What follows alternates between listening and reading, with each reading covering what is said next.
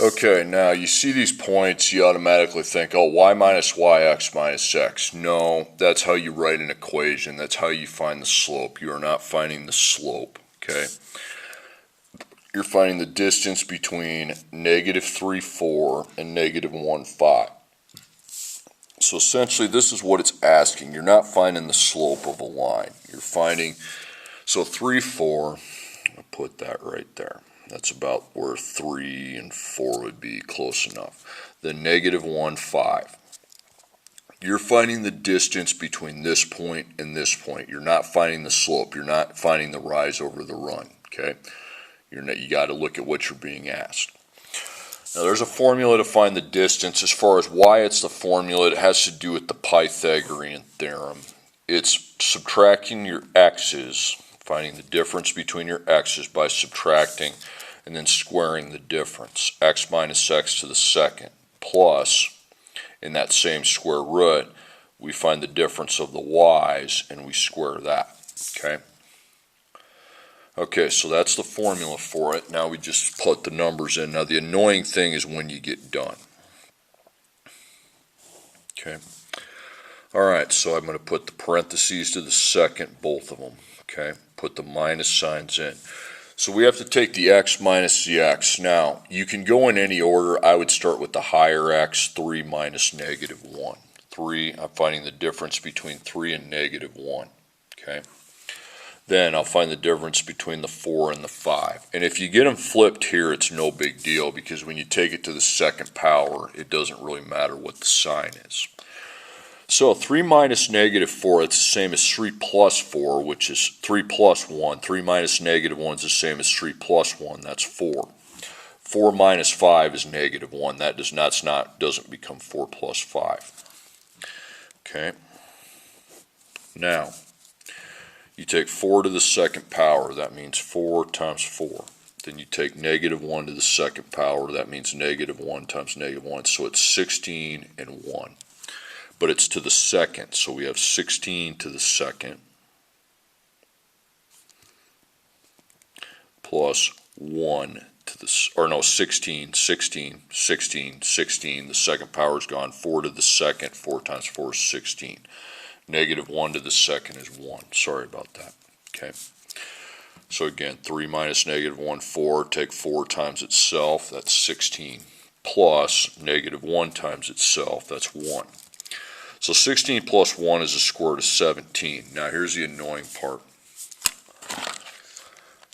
Distance has to be expressed in exact form. See, that's not exact because it's an irrational decimal, and you can't second PRB it because then it just stays. So it's irrational, means you can't write it as a fraction, IRR.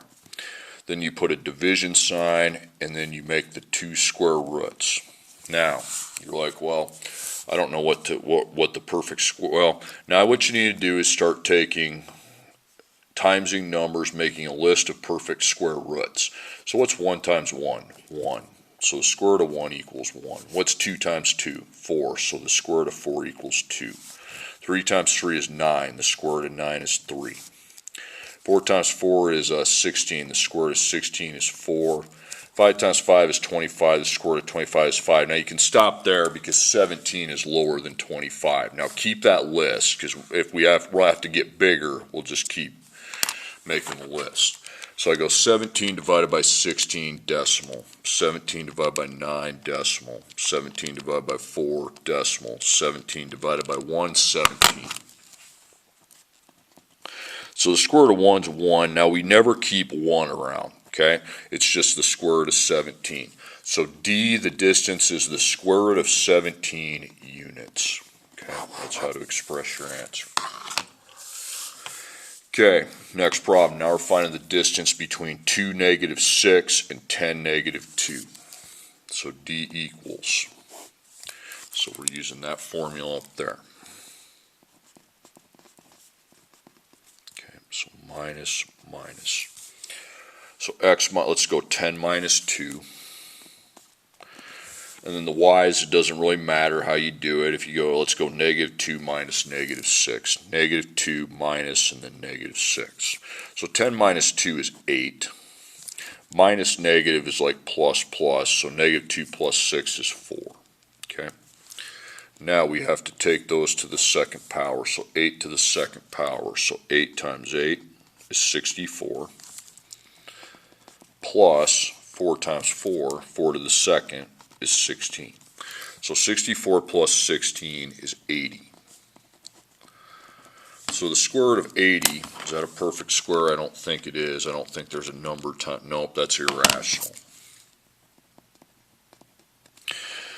Okay, so again, this is the annoying part. The formula is not that hard to apply, but then this part at the end is annoying.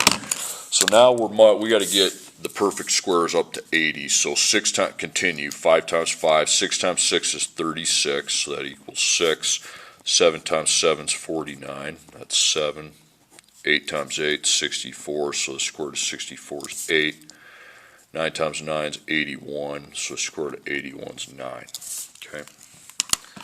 So 80 divided by 64 decimal.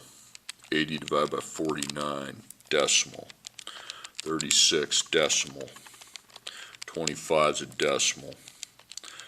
Okay, 16 works, so it's 16 and 5. So the square root of 16 is equal to 4, so we have to keep 4 around. Can't get rid of it like you can with a 1. So the distance is 4 square root 5 units. Okay. Okay, next problem. D equals square root. Put in your quantities to the second, and we're finding the difference of the x's and then the difference of the y's, squaring the differences and adding them, then we'll find the square root. Okay. Okay, so this one here, when I look at my x's, 0 is higher, so it'd be 0, negative 3. And then negative 3, negative 3, or let's go negative 3, 10. It doesn't matter the order that you put these, because when you have the second power, that renders the order irrelevant. You just got to get the x's together and the y's together. You can't put these together. It's the x's and the y's.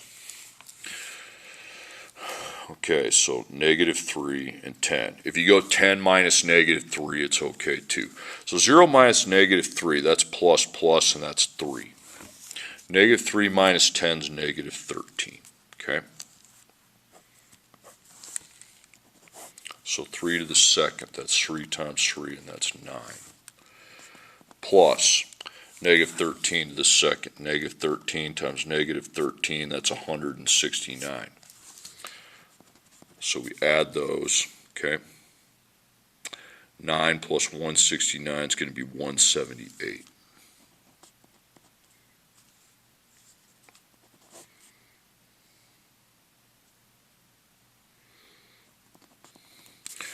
Okay, so let's keep going. Square root of 10 times 10 is 100. So then the square root of 100 is 10. 11 times 11 is 121. The square root of 121 is 11. 12 times 12 is 144. Then the square root of 144 is 12. 13 times 13 is 169. The square root of that is 13. Okay. Okay, 14 times 14 is 196, and we can stop there because that's not above 196, 178.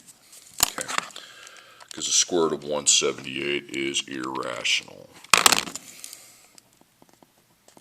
So we divide. So 178 divided by 169, nope. 178 divided by 144, nope. 178 divided by 121, nope. 178 divided by 100 isn't going to work. Okay. 81, nope. 178 divided by 64, nope. 49, nope. 36, nope. 25, nope. 16, nope. Nope. 4. So it's got to be 1. It's got to be 1. 1 and 178. So square root of 1 is 1. We don't need to keep 1 around as a coefficient. So D equals the square root of 178